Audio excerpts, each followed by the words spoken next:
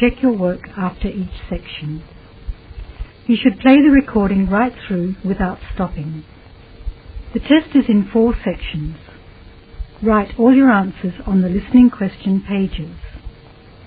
At the end of the real Ielts test, you'll be given 10 minutes to transfer your answers from the question booklet to an answer sheet.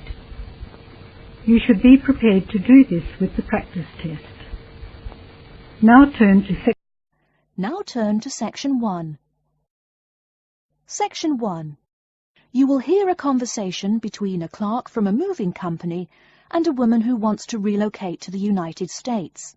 First, you have some time to look at questions 1 to 6.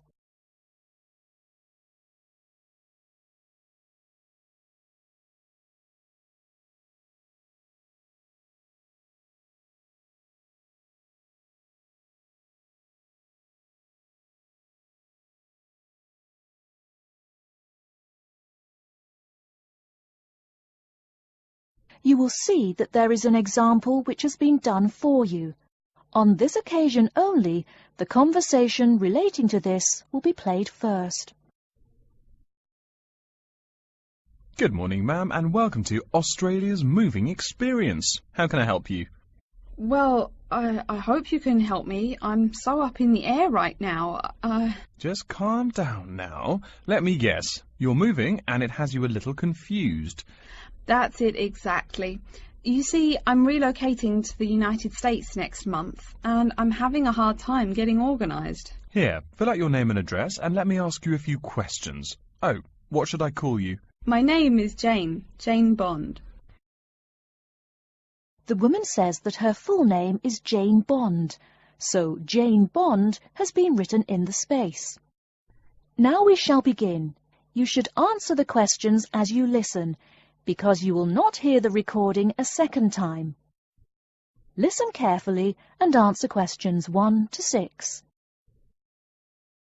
Good morning, ma'am, and welcome to Australia's moving experience. How can I help you? Well, I hope you can help me. I'm so up in the air right now. Just calm down now. Let me guess. You're moving and it has you a little confused. That's it exactly. You see, I'm relocating to the United States next month, and I'm having a hard time getting organised. Here, fill out your name and address and let me ask you a few questions. Oh, what should I call you? My name is Jane Bond. OK, Jane, first of all, what's your work phone number? In case I have any questions about things. My work phone is 9463 550. But please try not to call me too often there. My boss hates personal calls. So does mine, ma'am. So does mine. And what address should we ship your things to? My new company is letting me stay temporarily at 509 Clark House. That's CLARK, 1137 University Drive in Seattle. Seattle? Beautiful city, I hear. Mountains right beside the ocean almost. Cooler than Australia, too. OK, and when should we come pack your things? I guess that would be on Monday, March 11th. Do you want any help with an after-packing clean-up? We do that for a small additional charge. Yes, that would be helpful. I promised the landlord I'd give her the keys back by 5 p.m. on Thursday the 14th. Great. We'll just schedule the clean-up for that day. That way, the place will smell clean and there'll be no dust. Well, you do think of everything. Oh, how much is this going to cost? Here is a list of our basic prices. Oh dear, this seems rather expensive. Yes, ma'am, but you're paying for the best. We're careful and we're fast. Like we say, the only thing we break are speed records getting you moved. Well, maybe that's so. Oh, I nearly forgot to tell you. I don't want my furniture shipped with me. I won't be looking for an apartment till after I arrive in America. Would it be possible to put my furniture in storage here for a month, then have it sent along later? Of course, we do that all the time. A couple of other things. Here at A Moving Experience, we try to pack your things logically. We don't just throw stuff in boxes. Before you hear the rest of the conversation, you have some time to look at questions 7 to 10.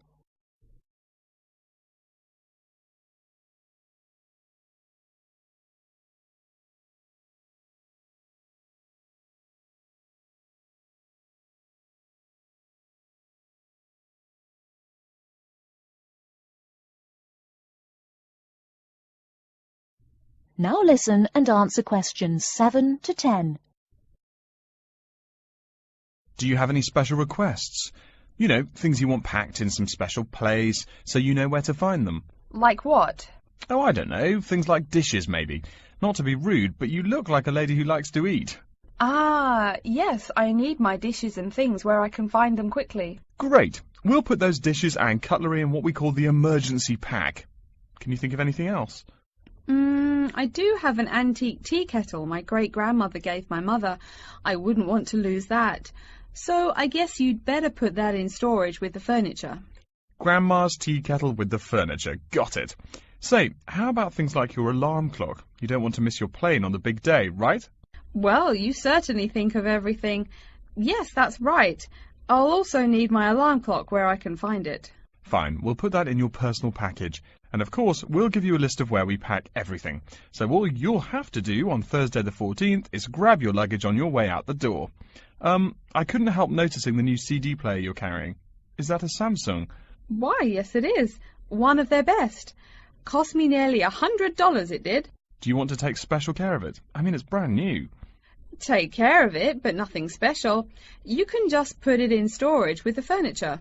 That looks like everything we need here. I guess you're all set. That was certainly quick. Thank you, young man. This has been a most moving experience.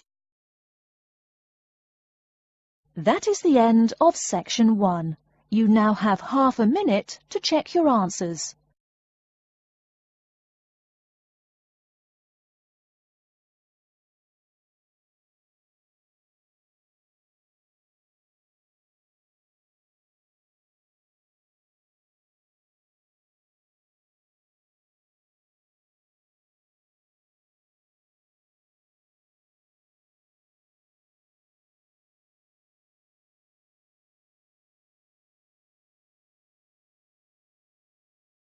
Now turn to section 2.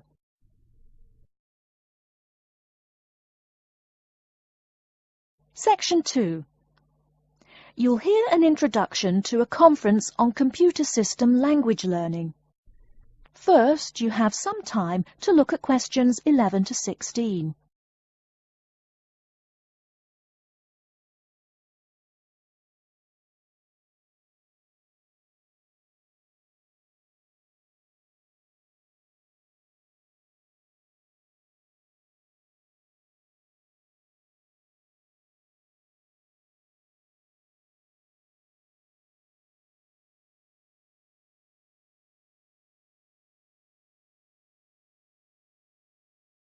Now, listen carefully and answer questions 11 to 16. Good morning, everyone, and welcome to the second annual Wallabaloo Conference on Mastering Computer Languages. I hope you all had a good trip. Before we get underway with today's program, let me fill you in as to what's on tap for tomorrow, Sunday, February 19th. At 9 a.m., right here in the main hall, we'll be hearing a lecture from Dr. John Smith about computer as teacher. Professor Smith from the University of Melbourne is a world-class expert in the field of computer-assisted education, and his talk promises to be both stimulating and informative. Immediately afterwards, at 10:30, there will be a presentation of papers by various delegates. That, however, will take place in the garden room on the ground floor. If you don't yet know, the garden room is also called the ballroom, and will be gathering at the west end, the slightly raised area called Level 2. Just look for the crowd. If you get lost, there are signs in the foyer. After all that thinking, talking and listening, I expect everyone will be a bit weary. So at 11:15, there will be a break for coffee, cookies and other light refreshments. These will be available at the aptly named refreshment stand, placed by the door back here in the main hall. Also, if you choose to skip the formal lunch, you can buy a packed lunch at the stand for a reasonable price. I strongly urge you, however, to join us at the formal lunch. That won't be till 1 o'clock sharp, so you have time to stroll about town a bit. We'll be eating at the Seaview restaurant. The restaurant is located right here in the hotel on the top floor. It's a good dozen flights of stairs, so I suggest you take the lift on the ground floor, eh? If you're not fond of fish, there's an all-you-can-eat barbecue available as well. They even offer wallaby meat. After lunch, we'll troop back downstairs to level 2 in the ballroom for the presentation of further papers, which will begin at 2 p.m. Please try to be on time. I know you'll be a bit tired after lunch, but the ballroom echoes so with people coming in late. Thank you in advance. Once we've heard the papers, we'll break for afternoon tea at 3:10 p.m. No need to walk.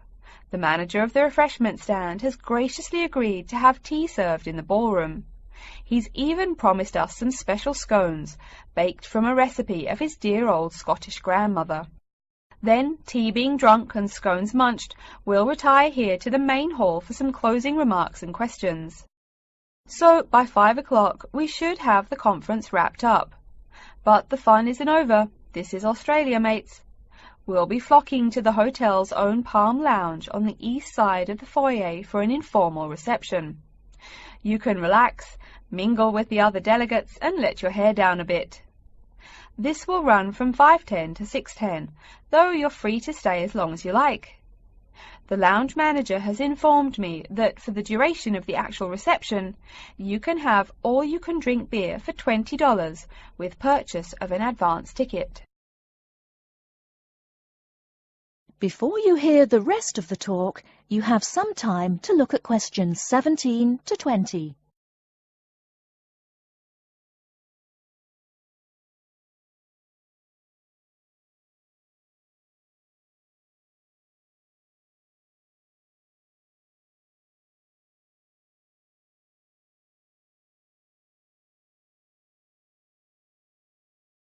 Now listen and answer questions 17 to 20. And yes, tickets can be purchased from any conference organizer or at the front desk any time between now and the start of the reception. I suggest you come by tomorrow evening to pick up the tickets, since the conference hall only holds 800 people. That way you can also get your journey planned ahead of time and be sure not to miss this truly memorable conference. If you want cocktails, however, I'm sorry, you'll have to pay for those at the regular price. Oh my goodness! Speaking of paying, I see I forgot to tell you a couple of things. The first is about lunch. The charge for the lunch will be $15 for all you delegates.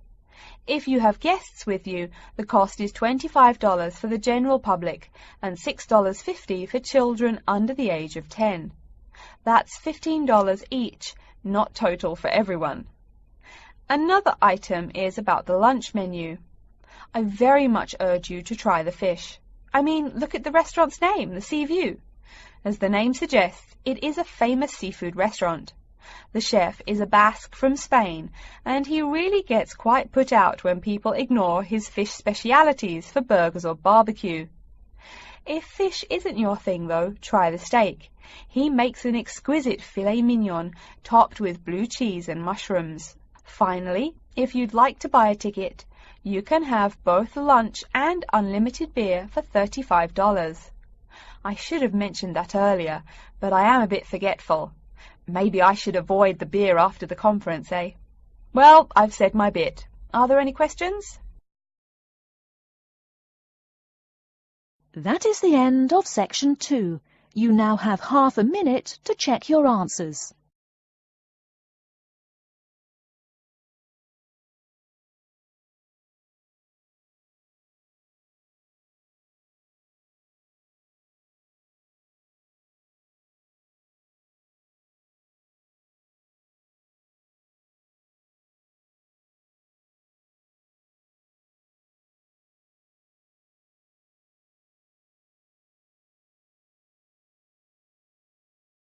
Now turn to section 3.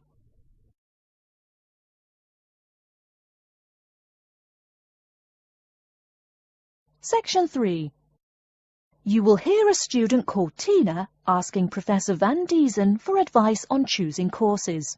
First, you have some time to look at questions 21 to 26.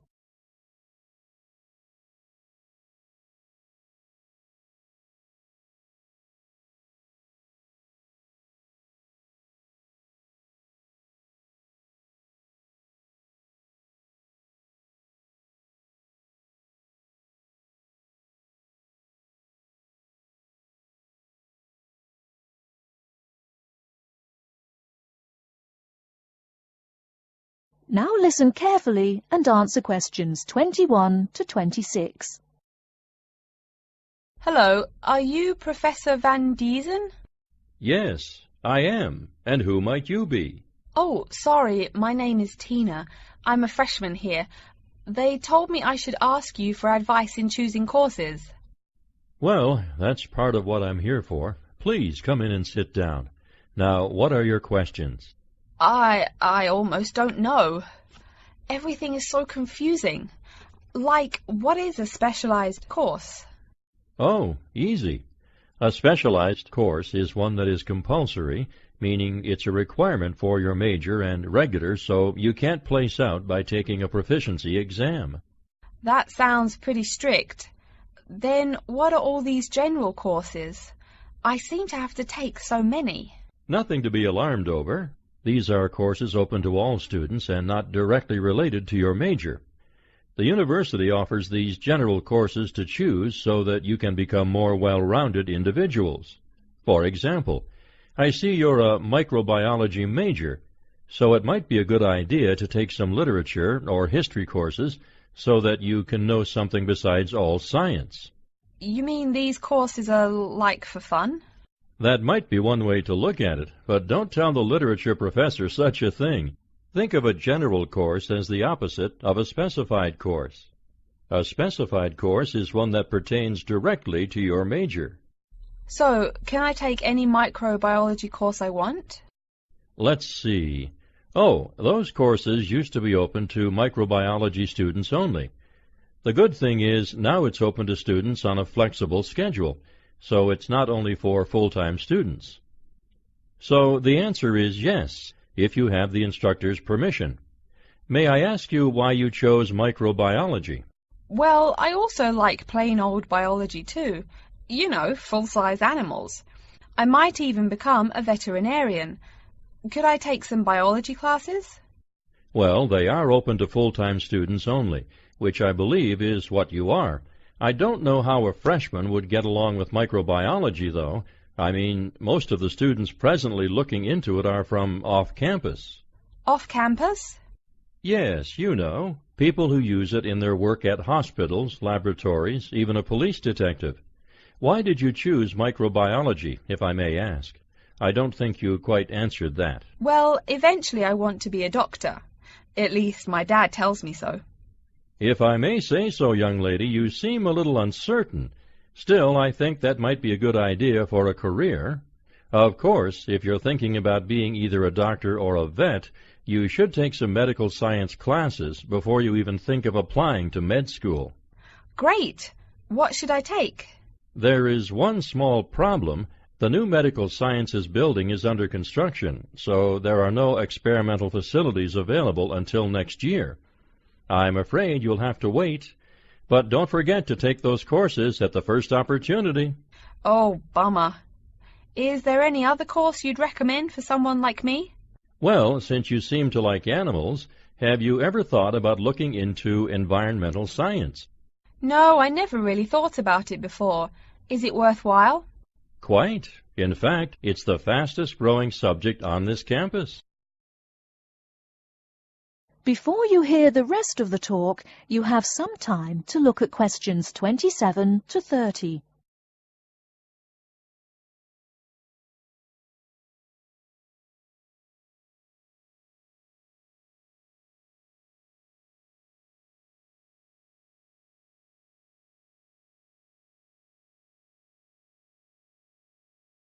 Now listen and answer questions 27 to 30. I'm sorry, I couldn't help noticing the long list of classes you've written out there. May I have a look? Oh, sure. Medical science, statistics, laboratory techniques, medicine, mathematics, computing. My, a bit of everything here. Is it too much? For your first semester, yes. What I suggest is starting out by taking the compulsory courses. Like we said before, the medical science can wait. Consider taking that in your sophomore year. I think I'd put off computing, too. I recommend to all freshmen that I talk to get the compulsory mathematics out of the way as early as possible, so take that one. It'll be one less difficult course you have to focus on when the science lab opens next year, and you have to catch up on classes like laboratory techniques. Your major also requires statistics, so you have to balance 2 math classes, and no doubt you should take that. Otherwise, get your required medicine course out of the way by taking something theory-based. Oh, of course, and your environmental science class, if you're interested. The others can wait, though I think computing is definitely a good idea, even though it's not required. I see, too, on your paper there you seem to have had high marks on the entrance exam. Yeah, I guess so. Don't be shy. Have you thought about applying for a scholarship? Do they have any? I mean, my dad is always complaining about how much money it costs him. In your department there are actually 3 full scholarships available. They cover tuition and provide $1,500 cash. $1,500 cash? Party! Please, miss, the money is intended more as a textbook allowance, not party money. If you promise to behave, I'll show you how to apply. Great, and thanks. That is the end of Section 3. You now have half a minute to check your answers.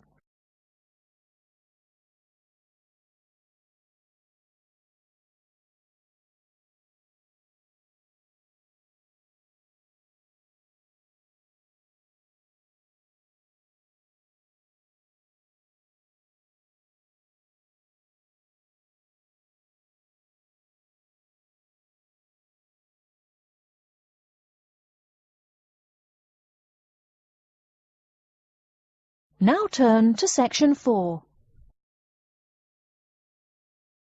Section 4. You will hear a lecture about how to choose flooring materials.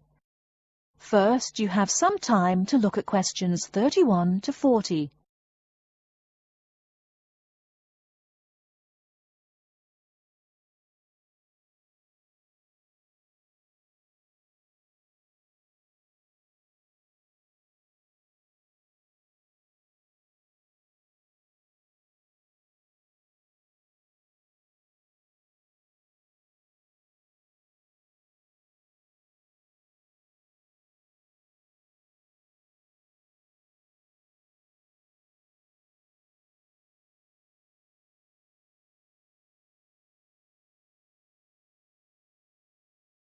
Now listen carefully and answer questions 31 to 40. We've been talking about choosing building materials in the last week. Now, a great many factors influence the choice of building materials. You can't make a house of cards, right? And people who live in glass houses and all that. Anyhow, today I'd like to say a few words about flooring.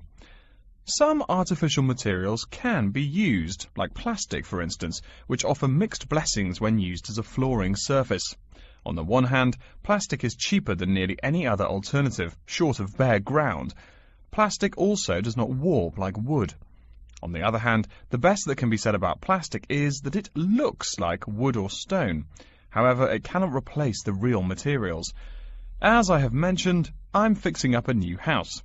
The decorator my wife hired told me plastic does a great job of looking exactly like plastic. Besides, it scratches easily, fades or discolors, and starts cracking within a year or two.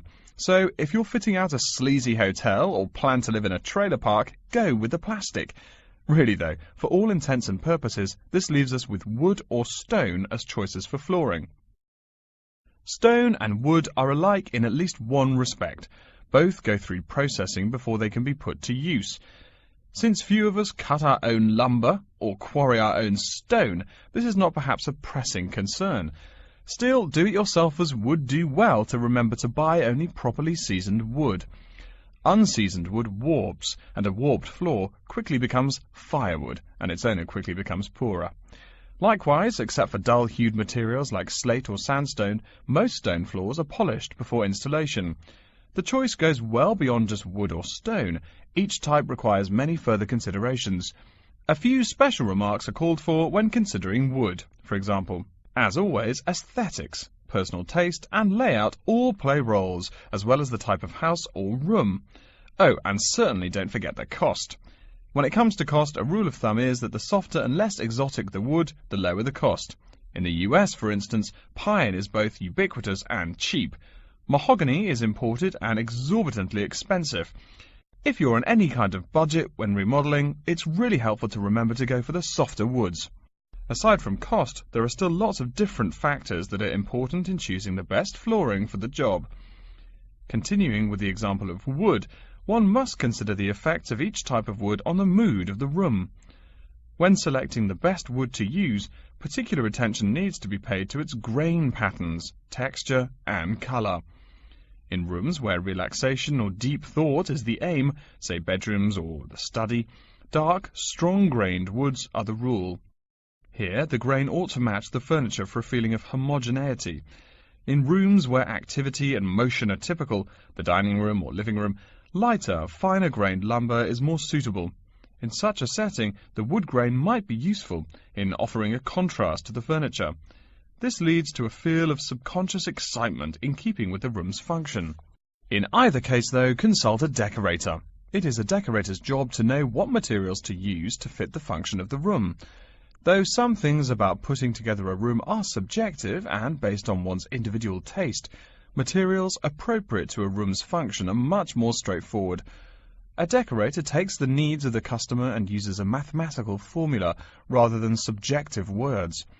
Since feelings vary from person to person, verbal descriptions of wood types tend to be ambiguous. You want the wood you select, not something approximate. And if you do decide to do it yourself, remember that all wood must be treated with preservatives to enhance its appearance and preserve its natural beauty. In the case of stone, or quarry tile, as flat-cut flooring stone is properly called, a new set of considerations must be weighed up. Simple colour aside, the degree of reflection must be kept in mind. This is called the reflectance rate, which is expressed in a number between 0.0 and 1.0, depending on the amount of light it reflects. At one end of the scale is polished silver. At a rating of 1.0, this shiny surface reflects nearly all of the light directed at it. Numbers closer to 0 describe materials that absorb more light. Moving down the scale a bit, we see that plastic that has been painted white has a rate of 0.8, which makes sense. We know that the colour white reflects all other colour, while black absorbs all colour, and plastic itself is a relatively reflective material. Materials that are denser and darker have reflectance rates much closer to 0. The quarry tile I mentioned a while ago has a rate of 0.1. As you may know, quarry tile is generally dark brown and made from clay, so it is quite dense. Of course, there is considerable variation among types of quarry tile because of the hue or treatment of the clay during its creation. Does anyone have any guesses as to what material may have a rate of almost 0.0? We can guess most of these materials are black in colour, but plastic, wood and even stone reflect some light. One material with a rate of almost 0.0 is black velvet. The texture produces almost no shine at all. Carrara marble, despite its white hue, is actually lower in reflectivity than black onyx. In any case, the fact that tiles vary somewhat should not be forgotten. A highly reflective floor would not be suitable in a library. It would be indispensable in a ballroom, should your home be large enough to feature one. Again, a rule of thumb is that light means lively. Since form and material follow function, one should only use the more reflective materials in rooms where the cultivation and expression of energy is important. Bear in mind, too, that most types of stone cost more than all but the rarest of wood. Of course, there is no reason why some rooms of a house should not feature wood floors or other stone tiles. You can even mix the two. A room with wood panels on the walls can have a beautiful stone floor. My bedroom has white birch walls and a light blue slate floor. The place looks like a Russian hunting lodge. Remember, though, go with what feels right for you. Good taste and the laws of interior design are the homeowner's servants, not his master. It's only beautiful when you decide it is. I mean, you're the one who lives there, not the decorator, right? Okay, are there any questions? That is the end of section 4. You now have half a minute to check your answers.